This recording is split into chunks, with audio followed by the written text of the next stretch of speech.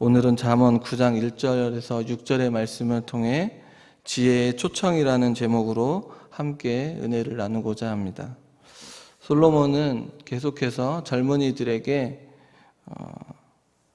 경계해야 할 것들을 열거하고 오늘 마지막으로 지혜와 어리석음의 마지막 부분을 지혜와 어리석음을 비교하면서 마지막 부분을 이야기하고 있습니다. 지혜와 어리석음을 비교하며 나아가는 이 부분을 바라보면서 모든 것을 다 누려봤던 솔로몬이 젊은이들에게 진정으로 하고 싶은 이야기가 무엇인지 살펴보기를 원하고, 또한 솔로몬은 다시 한번 이 지혜에 관하여 이야기를 하고 있는데, 지혜의 초청 앞에 어떻게 하기를 말하고 있냐면 그 지혜의 초청에 대하여 따르라고 말하고 있습니다. 그리하여 그 지혜의 초청으로 인하여 주어지는 길은 바로 어리석은 길이 아닌 명철의 길임을 밝혀주고 있습니다. 잠언 9장 10절에 보면 여호와를 경외하는 것이 지혜의 근본이며 거룩한 자를 아는 것이 명철이다라고 말하고 있습니다. 그러므로 지혜의 초청을 받아들이는 자는 결국 누구의 뜻을 따라 살아간다는 얘기냐면 하나님의 뜻을 따라 하나님의 명령 앞에 선다는 의미를 담고 있습니다. 오늘 이 새벽에 지혜의 초청에 기쁨으로 반응하며 그 초청에 우리의 삶에서 어떤 것들을 누리며 나아가게 될지 기대하며 살아가기를 소원합니다. 이 시간 이 자리에 올라온 이유가 무엇입니까? 하나님의 말씀을 통하여 우리의 삶이 변하고 우리의 인생 속에 어떠한 것들을 나아갈지, 어떠한 인생으로 나아갈지 기대하는 것 아닙니까? 사람에게 기대하고 물질 앞에 기대하는 것이 아니라 하나님 앞에 나와 기대하기에 이 자리에 나온 것 아닙니까? 그러기에 이 시간 마음껏 하나님의 말씀을 묵상하고 깨달으며 하나님이 주시는 은혜가 무엇인지 기대하며 소망하며 나아가기를 소원합니다. 때론 지금 어렵고 힘든 과정 속에 있을 수도 있습니다. 버겁고 무거운 길을 걸어가는 성도님들이 있을 것입니다. 그러함에도 하나님께서 은혜를 부어주셔서 그 길 속에 지혜를 주시고 명철을 주셔서 어떻게 나아가야 될지 가르쳐 주실 것입니다.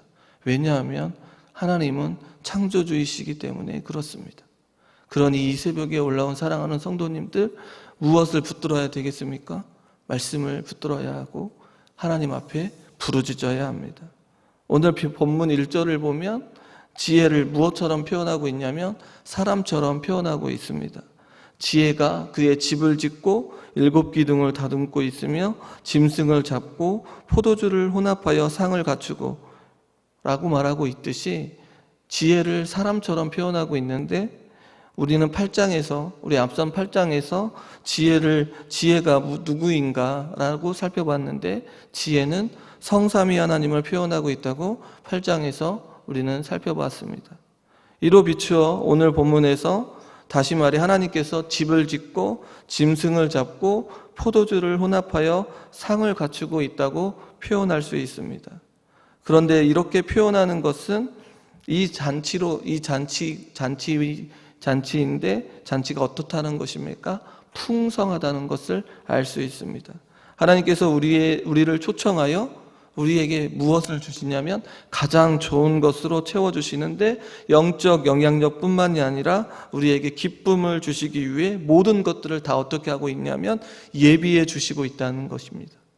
출애굽기 6장 7절을 보면 너희를 내 백성으로 삼고 나는 너희의 하나님이 되리니 나는 애굽 사람의 무거운 짐 밑에서 너희를 빼낸 너희의 하나님 여호와인 줄을 너희가 알지라. 모든 것을 예비해 주시는 하나님께서 선택한 이스라엘 민족 백성에게 무엇을 말씀하고 있습니까? 그 어렵고 힘든 인생 속에 이 고역으로 힘든 인생 속에서 애굽 사람의 무거운 짐 밑에서 빼어내 주겠다고, 그러하면서 여호와 하나님인 줄 너희가 알아야 한다고 말하고 있습니다. 그러면서 그 백성들에게 모든 필요한 것들을 채워주시지 않습니까? 예비해 주시지 않습니까? 출애굽기의 말씀을 통하여 계속해서 이스라엘 백성들을 바라보면 하나님께서 매 때마다 공급해 주시는 놀라운 은혜를 우리는 말씀을 통하여 알 수 있습니다. 사랑하는 성도님들, 사랑하는 성도님 여러분, 이스라엘 백성들에게 초청장을 보내주신 하나님께서 그들에게 필요한 모든 것들을 예비해 주시고 채워주셨듯이 우리도 하나님의 자녀로 불러주셨습니다. 영접하는 자, 곧 그 이름을 믿는 자들에게 하나님의 자녀가 되었기에 우리의 인생 역시 하나님께서 모든 것들을 채워주시고 모든 것들을 예비해 주십니다. 그러니 이 초청 앞에 우리는 기쁨과 감사함과 즐거움으로 나아가야 합니다.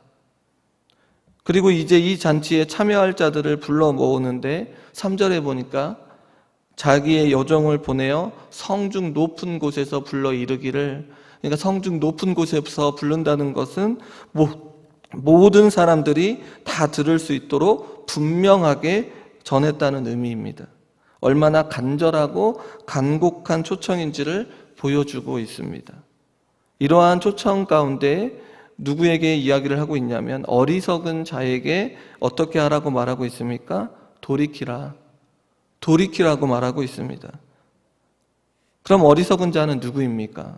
우리가 앞선 말씀을 통해서 알 수 있는 것은 어리석은 자는 나의 법을 어기고 명령을 따르지 않는 자입니다.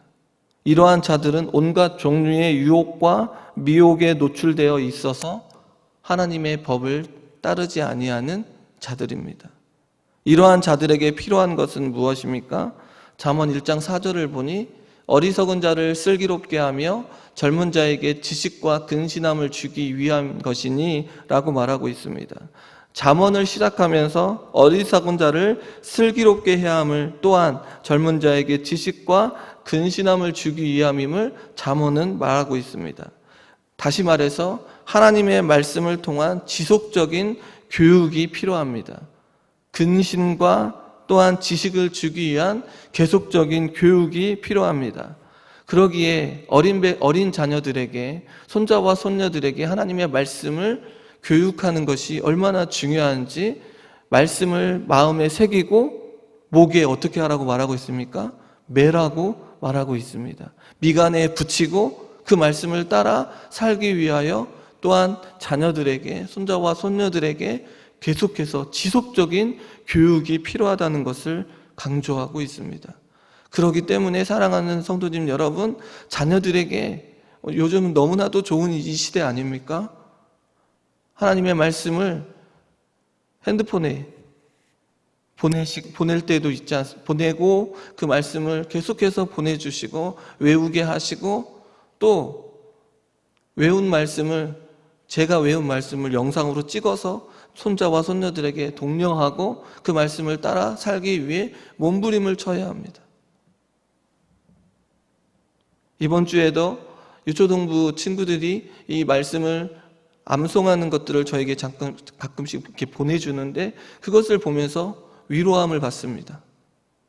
하나님의 말씀을 가지고 살아가는 것이 얼마나 복된 인생인지 성도님 여러분, 우리는 알아야 하고 우리는 그 말씀을 따라 살아나가야 합니다. 왜냐하면 그 말씀이 우리의 인생 가운데 가장 중요하고 중심에 있어야 하기 때문에 그렇습니다.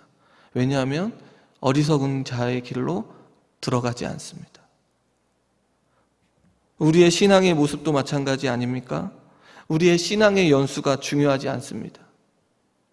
우리의 신앙의 연수가 많으면 많을수록 우리는 지혜로워져야 되고 깨어 있어야 함에도 불구하고 더 어리석은 모습으로 나아갈 때가 얼마나 많이 있습니까?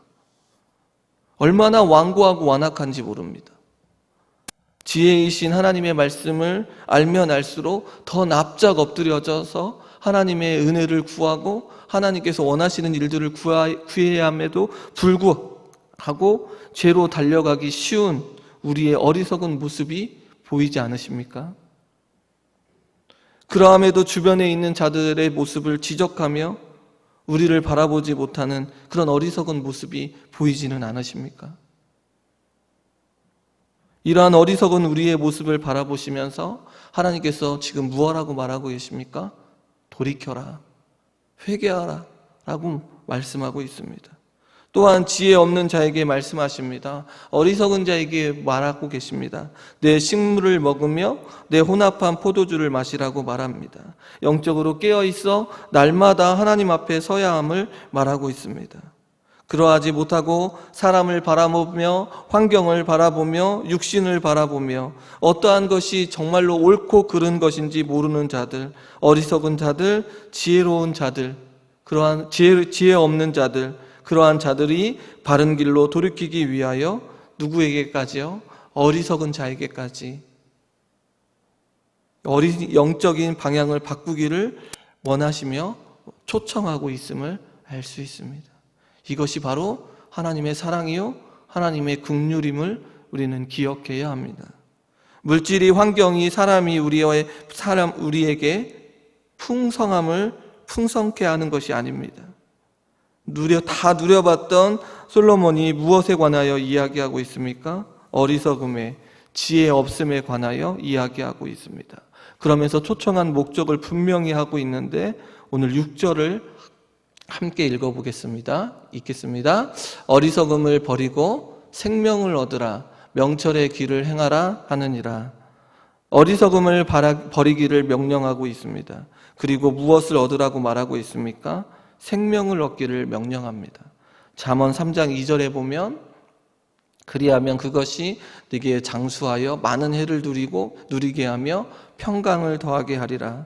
생명에 관하여 목숨을 연장하는 것뿐만이 아니라 장수하는 생명을 말하고 있습니다. 마지막으로 명철의 길을 행하라고 명령합니다. 여기에서 명철은 통찰하다, 식별하다는 의미를 가지고 있는데 이 말은 선과 악을 분별하고 식별하는 문제와 관련이 있습니다. 이러한 모습은 누구에게서 온 것이며 무엇을 깨닫게 됩니까? 잠언 2장 9절에 보면 그런즉 내가 공의와 정의와 정직 곧 모든 선한 길을 깨달을 것이라. 잠언 2장 5절에 보면 여호와 경외하기를 깨달으며 하나님을 알게 된다라고 말하고 있습니다. 명철의 길로 행하며 나아가는 자에게 주어지는 것이 무엇이냐면 바로 정직과 공의와 정의를 알 수 있고 또한 하나님을 알게 됨을 강조하고 있습니다. 어리석음을 버릴 수 있는 것, 생명을 얻을 수 있는 것, 장수와 평강을 누리는 것, 선한 길이 무엇인지 깨닫는 것이 우리의 인생에서 가장 중요함을 솔로몬은 말하고 있습니다. 부를 누리고 명예를 누리는 것이 인생의 전부가 아니며 어리석음을 버리고 옳고 그름의 문제를 판단하며 살아갈 수 있는가? 죄악된 길이 무엇인지 분별할 수 있는가? 그리하여 우리는 영원한 생명, 평강을 누리며 나아갈 수 있는가? 선한 길을 무엇인지 알 수 있는가? 지금 솔로몬은 이것을 가장 중요하게 이야기하고 있고 이러한 질문을 계속하며 답을 주려고 애를 쓰고 있습니다. 잠언을 쓴 목적이 바로 이것이지 않습니까? 이 모든 것을 주실 수 있는 분이 바로 누구냐면 하나님임을 강조하고 있습니다. 도대체 우리가 이 어리석음에서 벗어날 수 있습니까? 죄악의 길에서 단 한 걸음도 벗어날 수 있습니까? 벗어날 것 같으면서도 다시 죄악의 길에서 어리석음의 길에서 머물러 있지 않으십니까? 파멸과 죽음에서 벗어날 수 있습니까? 선한 길이 무엇인지 진정으로 깨달을 수 있습니까? 점점 복잡해지고 화려해지는 이 시대 속에서 옳고 그름의 문제보다 옳고 그름의 문제는 뒤로 한 채 삶의 풍요만 채워지면 전부라고 하는 이 시대 앞에서 공의와 정의와 선은 사라지고 있지 않습니까? 자신만 옳다고 이기적이며 계산적인 모습으로 나아가는 이 시대 속에서 하나님께서는 분명하게 말씀하십니다. 정의와 공의와 긍휼하심을 우리에게 보여주셨습니다. 그렇게 살라고 말씀하십니다. 명철하게 행하라고 말하고 있습니다. 명철의 길이 무엇입니까? 악이 무엇인지 그 악을 피하고 선을 추구하는 삶으로 나아가야 한다고. 그러한 삶은 어떠한 삶입니까? 바로 오늘 말씀을 통하여 초청한 하나님 안으로 들어와 풍성한 은혜를 누리며 살아가는 삶 아닙니까? 하나님의 말씀이 우리의 길을 비추어 주십니다. 하나님께서 우리를 초청해 주십니다. 어리석음을 버리고 생명을 얻기를 소원하고 명철의 길을 행하기를 소원합니다.